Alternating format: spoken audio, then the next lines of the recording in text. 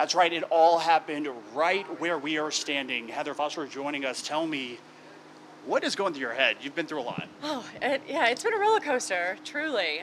We've just kind of, it's been ups and downs trying to get our money. I think I'm getting it now, so I'm ecstatic, but grateful more than anything, truly. So, Post Malone was here.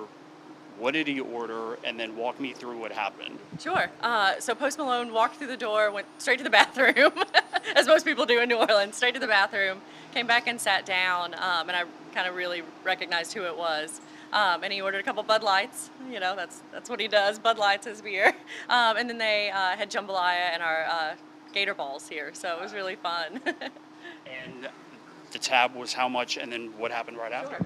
So the tab was $25, and then as he was leaving, he signed his credit card receipt and tipped me $2,000, which is insane.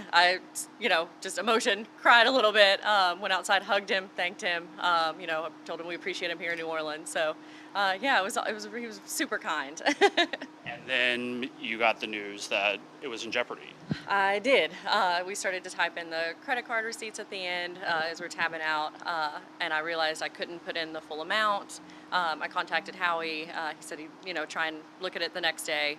So I was super fortunate. Howie's just been an advocate. Square, for some reason, would not allow over a certain amount. So we've just been fighting and fighting with Square, trying to get the money that he wanted me to have. Speaking of Howie, you are the owner here. Tell me the latest and what's going through your mind right now.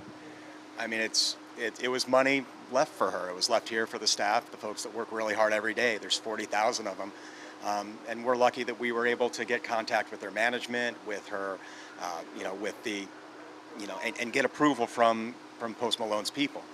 And once we had that, we were already battling with Square, saying, hey, this is legitimate. We understand there are safeguards in place so people don't hit the wrong number.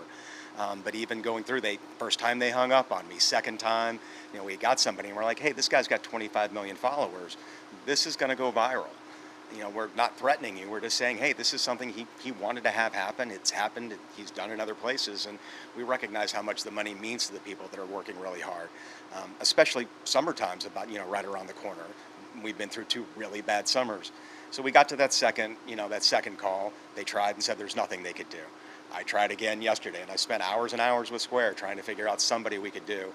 And then yesterday, that post went out about 3 o'clock. It went viral pretty quick. We got a call from Councilmember Moreno. She is a friend and obviously a supporter of the hospitality industry, and we all started working it. We made more calls, more everything, and then a few hours later, we got a call from Square asking if we could sit down and talk and figure out a way to resolve the issue. Do you think if Post Malone was not involved in this situation, this could have been a different outcome? I think it most definitely is a different outcome. The fact that this is someone who has a tremendous amount of name recognition and power through social media, and we all know that's the reason why they called us as quickly as they did.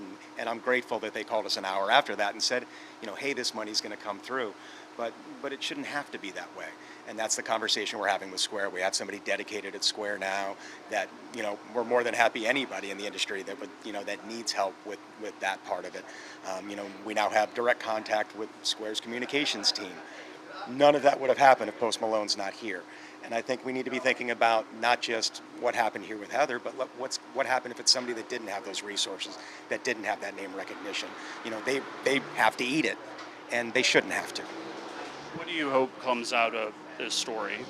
I think that we recognize how important the people are in the hospitality industry every day, that they're out there busting their butts, and it's not that, that 5 seconds you serve them, it's the 5 hours that they sat there and cut lemons and, prepped food. These are people that work really, really hard every day, and I think we've recognized that. I think everybody else needs to recognize that more. Well said, Howie. I appreciate it. And wrapping up, tell us, did you get emotional hearing all this? Yeah, honestly, just the support from New Orleans service industry, Howie, the Howlin' Wolf family has just really, my heart is just so full of gratitude. Everyone has been just kindness of strangers it's incredible. Yeah, I've cried a lot. Happy tears. What would be your message to Post Malone right now? I think, next beer's on me, man. And thank you. Thanks for coming to New Orleans, And what will you be doing with the money? I mean, I honestly think we'll probably just sit on it. With the slow season coming up, I think we'll probably just stick it in our pockets and hope the season's good for us. But yeah, we'll just wait and see. And if you had to describe your experience in 3 words, what would you say? Just so cool.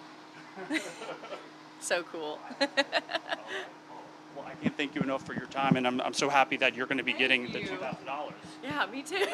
Thank you. Yeah, thanks again to everybody that's supported us. It's been really kind. So thank you. Feel the kind of the energy and the spirit of New Orleans here. Guys, back to you.